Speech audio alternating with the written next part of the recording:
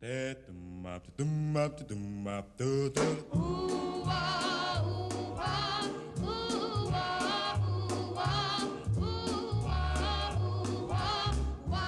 fools fall in love?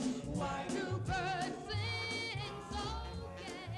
Welcome to our second broadcast on our new YouTube channel titled VCB, Vinyl City Broadcasting.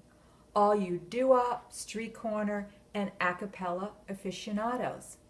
My name is Marie, aka the VCB DJ. It's a little noisy out here on the streets, just like last time. I'll meet you all downstairs in our broadcast studio in just a few minutes. I'm just going to stop and get a slice of some good New York pizza.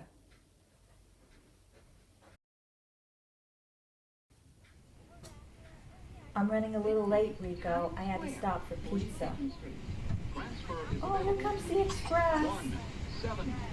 When did they allow pizza on the train? Q and R trains. Transfer is available.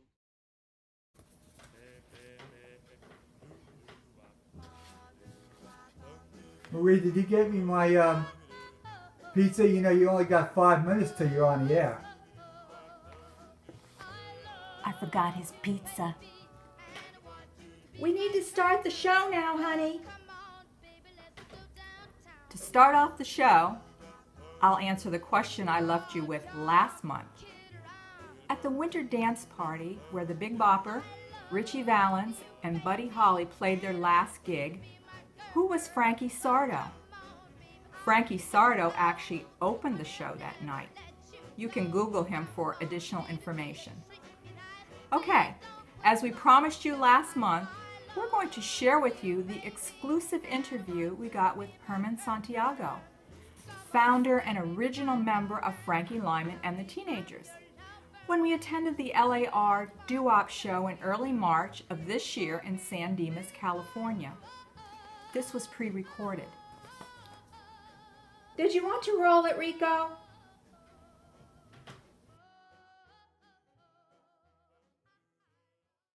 I am sitting here with a legend. I'm sitting here with the founding member of the Teenagers. We're going back to 1955. He put the rest of the guys together. He was 15 years old. We're going back to New York City. I'm sitting here with Herman Santiago. Who was the last member to join the Teenagers? Well, the last member was Frankie Lyman. I remember we were doing, I was writing I Want You to Be My Girl on the stoop in the block, in the street. And Frankie, being that he lived in the same block, I could, you know, as I did, he was just sitting there. We were singing I Want You to Be My Girl. And I remember that one note was pretty high for me. So I said, well, here, Frankie, try this. Because I already knew that he was a great singer. So here, try this, Frankie. And he did it great. So after that, I said, well, come to rehearsal tonight at the school center. And from there, we just kept rehearsing, and that was it. Wow, that's great. Is there anything that you want to talk about as far as maybe some information that a lot of your listeners don't know about? Something that's been buried underneath the carpet for a little while? No, not really. Everything that I said about how we got in the group, that was it. You know, we were, like I said, we were writing I Want You to Be My Girl, and that's how it all happened. And another thing was that Richard Barrett, this person that was working with a record company, he was also in the area, and he was rehearsing at the school center too. That at the same time, and he just told us, "Hey guys, you sound pretty good. Rehearse a little longer for about another month or so, and I'll bring you downtown to the record company, and this way you can meet the George Golder and so forth." That's a good story. Herman, it's 2016. You've been performing a lot of years. You've been singing. What keeps you going? What makes you keep on going? Well, what keeps me going is the fact I feel good. I have a fantastic group, and at the same time, all the shows that we do, wherever we go, the audience seems to enjoy it totally, and that's part of it. And at the same time, I enjoy traveling also. So that's pretty much what keeps me going. Good. Herman, Do you want to talk about the video that's out? Anybody can see it. It's you, Kenny Vance, the rest of the teenagers. You're out in the parking lot. Oh, and yes. And you're singing "I'm So Happy." Yeah, I remember that we were doing a show, and after the show was over, going to the parking lot, going to the bus, we just felt right there at the same time.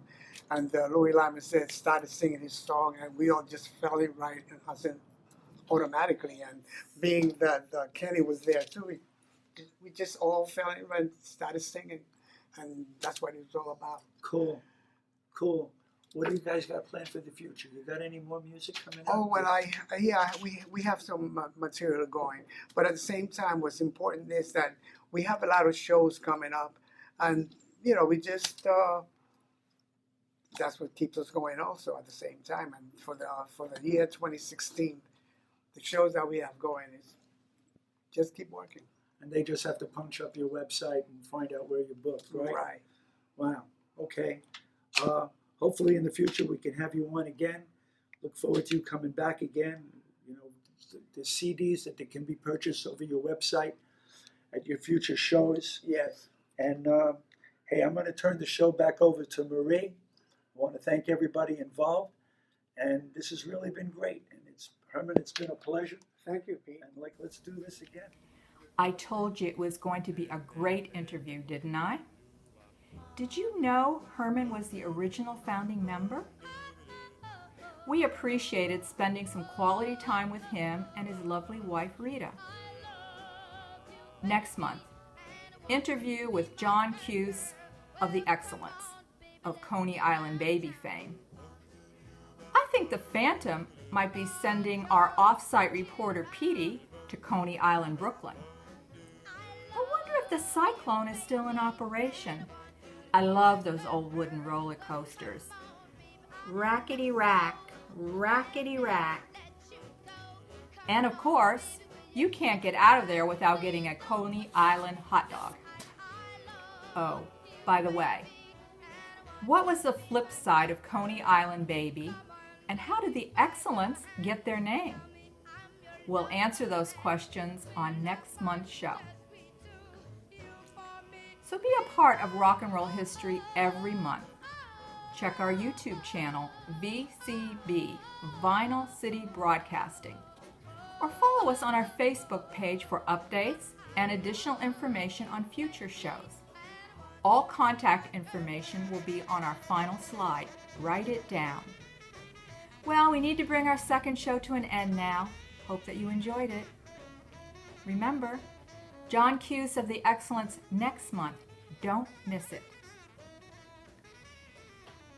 You can turn the lights off now, Rico, and let's get a couple of slices to go before we get on the train.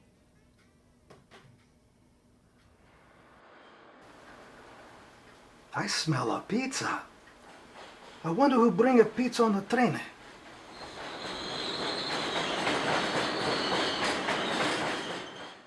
I'm not a juvenile delinquent.